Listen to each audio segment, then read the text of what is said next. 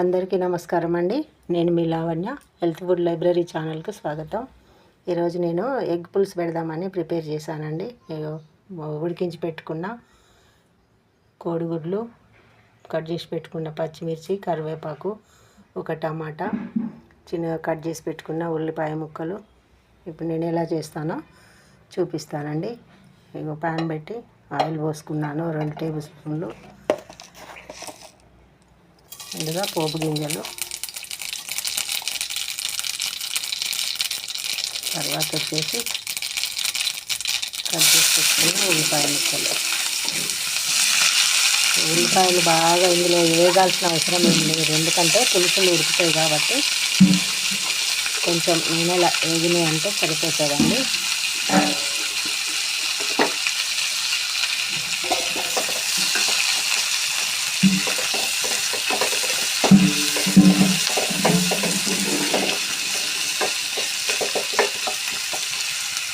దీంట్లో కొద్దిగా తొందరగా వేగడానికి ఉప్పు వేస్తున్నా.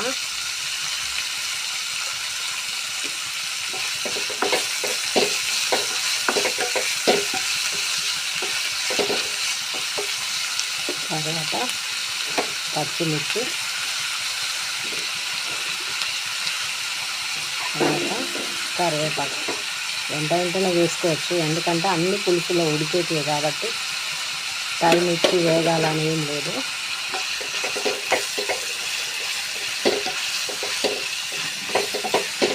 అన్నీ రెడీ చేసి పెట్టుకుంటే పులుసు మరిగిందంటే ఎగ్గులు వేసుకోవడం కదండి, ఈజీగా అయిపోతుంది.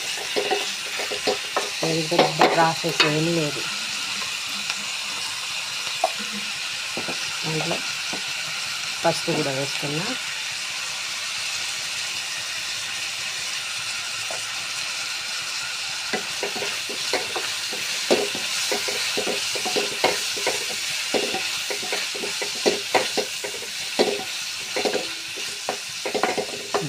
కాసేపు మగ్గాలండి.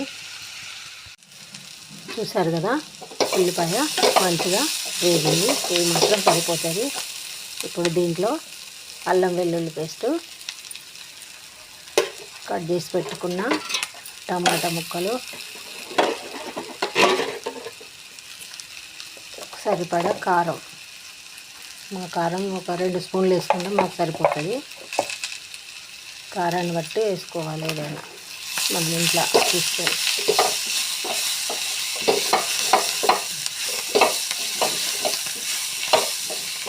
చక్కగా వేగింది ఉల్లిపాయ ముక్కలు. ఈ టమాటా ఇవన్నీ వేగాల్సిన పని ఏం లేదండి, పులుసులో ఉడుకుతాయి. అన్నీ వేసేసుకోవాలి ఇప్పుడే. ఉప్పు కారం అన్నీ మనకు ముందే వేసుకొని ఇప్పుడు పిల్స్కి పెట్టుకున్న చింతపండు అండి పులుసు.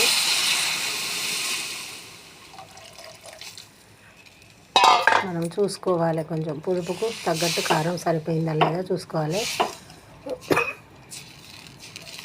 ఉప్పు మాత్రం కూర దింపే ముందు వేస్తా, కొంచెం మనం ఉల్లిగడ్డ వేయడానికి వేసిన కదా. ఇప్పుడు పులుసును మంచిగా చక్కగా చిక్కబడే వరకు మరిగించుకోవాలి.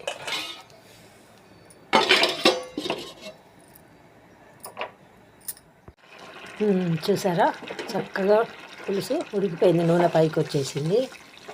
ఇప్పుడు మనం దీంట్లో కొంచెం ఉడికిపోయిందండి, మొత్తం అయిపోయినట్టే. కొంచెం మసాలా అండి, నేను ఇంట్లో తయారు చేసింది ఇది, కొంచెమే, అంటే ఫ్లేవర్ కోసమే, ఎక్కువ ఘాటు ఉండడానికి కాదు. తర్వాత పులుసు పొడి, ఇది కూడా నేను వీడియో కూడా పెట్టాను, ఇది ఒక 1/2 స్పూను. తర్వాత ఉప్పు లాస్ట్న, ఇంతకుముందు అప్పుడు ఉల్లిగడ్డలలో కొంచెం వేసిన కదా, ఇప్పుడు మరి కొంచెం సరిపోతుంది, తక్కువ పడితే చూసి వేసుకోవచ్చు. అంత అయిపోయిందండి. అయితే నేను బెల్లం ముక్క వేసాను, అది చూపెట్టడం మర్చిపోయాను. కొంచెం ఏ పులుసులోనైనా సరే బెల్లం అనేది కొంచెం వేసుకోవాలి, ఈ పులుపుకు విరుగుడు అనమాట. మళ్ళీ పులుసు కూడా మంచిగా కమ్మగా ఉంటుంది. ఇప్పుడు వచ్చేసి మనము ఉడకబెట్టి పెట్టుకున్న దీంట్లో కొంచెం చిన్న ఇది వేసుకుందామండి, కరివేపాకు, కొత్తిమీర అది ఉంటే వేసుకోవచ్చు, కానీ లేదు. ఉడకబెట్టి పెట్టుకున్న కోడిగుడ్లు. ఇంతేనండి, కోడిగుడ్డు పులుసు అసలు ఎంత టేస్టీగా ఉంటుందో. చేసుకోవడం కూడా సులభంగానే ఉంటుంది, పెద్దగా టైం ఏం కూడా పట్టలేదు. మనం ఇవన్నీ వేసాం కాబట్టి కలిపి మూత పెట్టేసుకొని స్టవ్ ఆఫ్ చేసుకోవడమేనండి. చూసారు కదా, చక్కని ఎగ్ పులుసు రెడీ అయిపోయింది. ఇంతేనండి, మీరు కూడా ఒకసారి ఈ విధంగా ట్రై చేయండి. ఉంటాను, మీ లావణ్య.